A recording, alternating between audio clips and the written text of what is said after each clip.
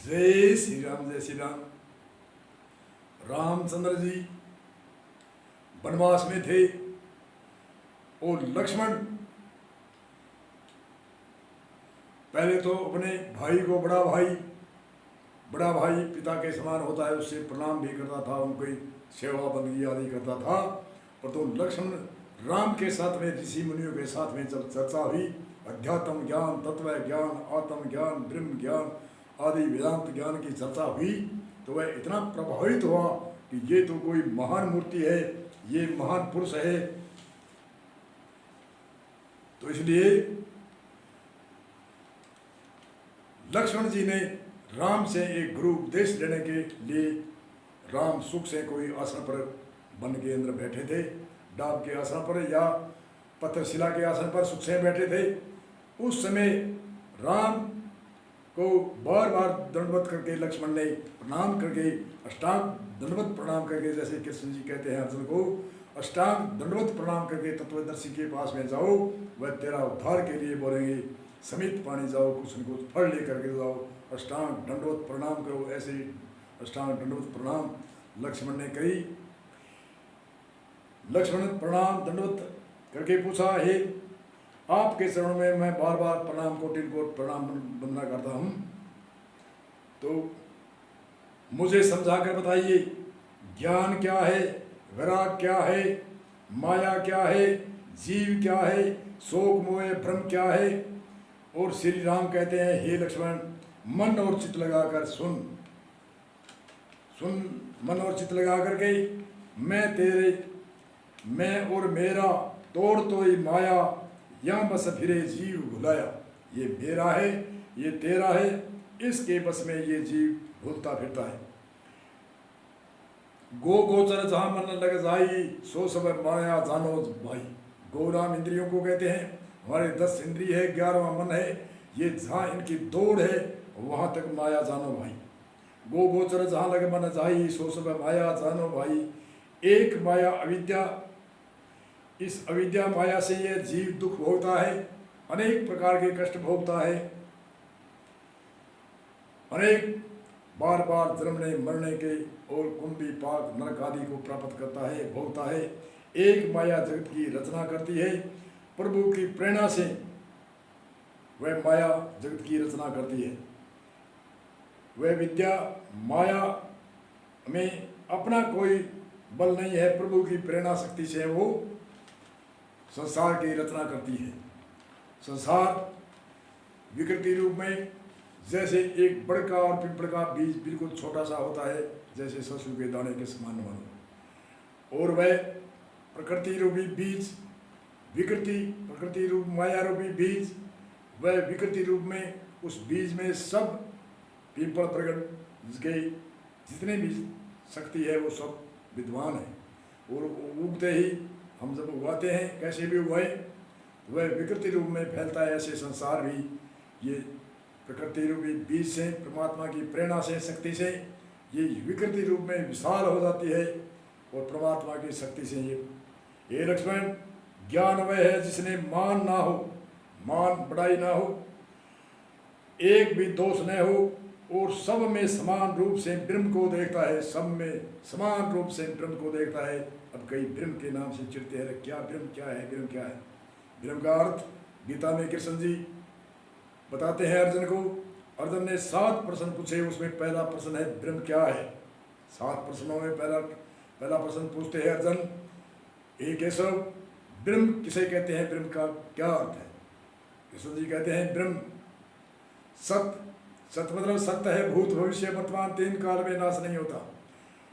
ब्रह्म सत्य, चित्त मतलब खुद स्वयं चेतन है, उसको दूसरे से चेतना नहीं ली जाती, खुद स्वयं चेतन। आनंद, आनंद रूप है, कभी रंस मात्र ही क्लेश नहीं होता, आनंद रहता है हमेशा ही, आनंद की कोई सीमा नहीं, चित्त चेतना की कोई सीमा नहीं,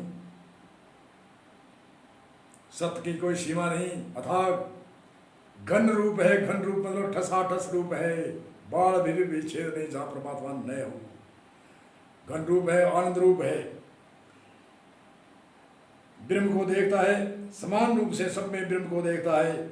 और आपको परम बरागवान कहना चाहिए, समान रूप से ब्रह्म को देखता है, हे तात उसको बैराग परम बैरागवान, यार परम कहते हैं विशाल महान बैरागवान जानना चाहिए उस मनुष्य को जो सौम्य ब्रह्म देखता है उसको। और सारी सिद्धि को, सारी सिद्धि मतलब फल को, फल की इच्छा नहीं करके निष्काम भाव से कर्म करना, संसार में परिवार में सब में निष्काम भाव से कर्म करना, फलों की इच्छा नहीं करके। सारी सिद्धि को मतलब फल, हम देखते हैं सिद्धि क्या होता है, क्या ही वस्तु है। और तीनों लोगों को तिनके के समान त्याग देवे, तीनों लोगों के भोग है ब्रह्म लोकन लो भोग जो सही सबन को त्याग, वेद अर्थ ज्ञाता मुनि लिखे कहत ताहि वैराग, तीनों लोगों का भोग है, उसे उपराम रहना, संसार में रहते हुए भी भोगों से उपराम, तिनके के समान त्याग देना।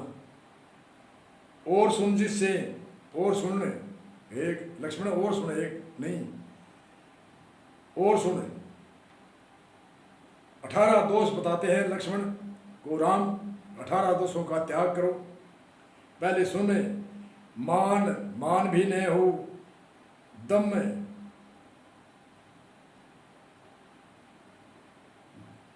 और हिंसा, क्षमा रहित हो, क्षमा न हो, क्षमा से रहित हो, टेढ़ापना, आचार्य की सेवा न करना, अभाव पवित्रता, अशीतलता, मन का शिथिल न होना, इंद्रियों के विषय में आसक्ति होना। इंद्रिय माने 5 ज्ञान इंद्रिय है, 5 कर्म इंद्रिय है, मुख्य तो 5 ज्ञान इंद्रिय है, आँख है, नाक है, कान है, जिब्या है, सारे शरीर की चमड़ी स्पर्श, ये 5 ज्ञान इंद्रियों के, इनके वशीभूत न होकर के इनकी ये एक औजार है, इनको काम में लेना। आँख देखने का विषय है तो सात्विक भाव से देखो, बुद्धिष्टि भाव का त्याग। कान सुनने का एक ज्ञान इंद्रिय है, इनसे अच्छे शुद्ध सुनो, शब्द को विषय है, अच्छे विषय सुनना, दूसरे विषय को त्याग। जीव का रस विषय है, भोजन के लिए वैष्णव भोजन 2 टाइम या 3 टाइम, हर समय ललायत नहीं रहना। और सप्रस इंद्रिय है, सर्दी गर्मी सहन करके इस लोक के लिए, परलोक के लिए, जीविका के लिए सर्दी गर्मी को सहन करना। तो इन इंद्रियों के विषय भाव में आसक्ति रहना, अहंकार रहना, जन्म मृत्यु का भय रहना,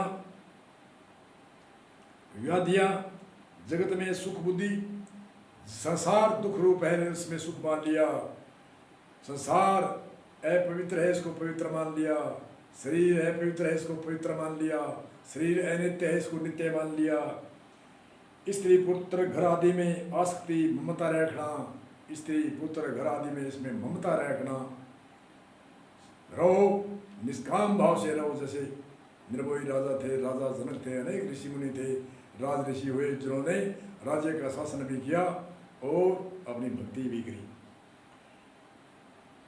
ममता इष्ट अनिष्ट में प्राप्ति, भक्ति का अभाव होना और एकांत में मन न लगना, यह भी दोष है। सभी विषयी पुरुषों के साथ में प्रेम, विषयी पुरुष है उसके साथ में प्रेम लगाव रखना, उसके साथ संगत करना, ये 18 दोष न हो। और नित्य अध्यात्म में आत्मा में स्थिति, नित्य अध्यात्म में और आत्मा में सिद्धि, स्थिति मतलब नित्य अध्यात्म आत्मा में स्थिति तथा तत्व ज्ञान के द्वारा अर्थ और तत्व ज्ञान के द्वारा जानने योग्य परमात्मा का नित्य दर्शन हो, वही ज्ञान कहलाता है लक्ष्मण। अब मूल ज्ञान इतना ही है, पीछे तो 10 कोई दोष त्याग करने के बताए, 3 लोगों से प्राण होने के लिए बताया, और सिद्धियों को फल को त्याग करने के बताया, 18 दोष त्यागने के बताया, पर तो ये मूल बताया है नित्य अध्यात्म आत्म में स्थिति, तत्व ज्ञान के द्वारा अर्थ और तत्व ज्ञान के द्वारा जानने योग्य परमात्मा का नित्य दर्शन हो, वही ज्ञान कहलाता है।